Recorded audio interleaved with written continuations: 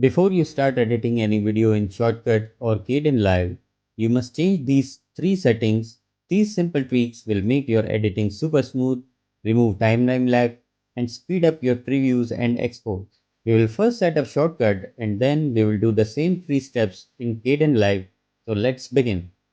First, let's set the output resolution and FPS in Shotcut. This is important because if your project settings don't match your video, you will face timeline lag and blurry export. So go to settings and then video mode and choose the resolution and FPS that matches your footage.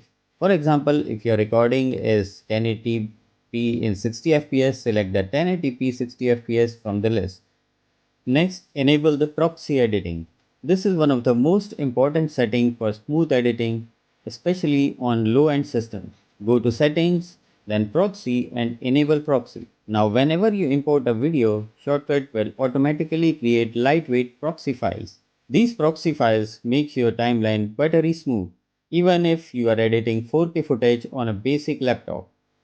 Finally, enable hardware acceleration so Shotcut can use your graphic card to decode video and improve playback.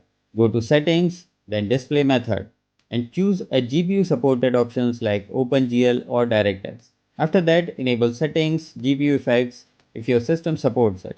This drastically reduces CPU usage and makes scrubbing the timeline much smoother.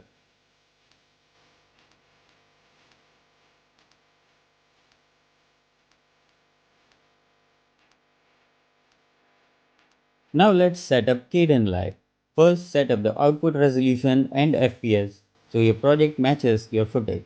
Go to Projects, then Project Settings and Format and select the correct resolution and frame rate such as 1080p 30 fps or 1080p 60 fps.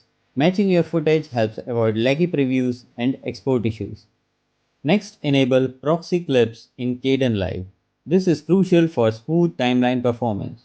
Go to Settings, then configure Kdenlive and select proxy clips. And check the box Enable proxy clips. You can also choose the proxy resolutions here.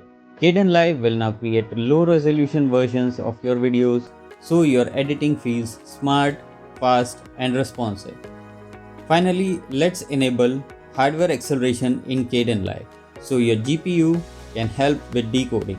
Go to Settings, configure Kdenlive, Performance and turn on hardware acceleration or GPU decoding depending on your graphics card.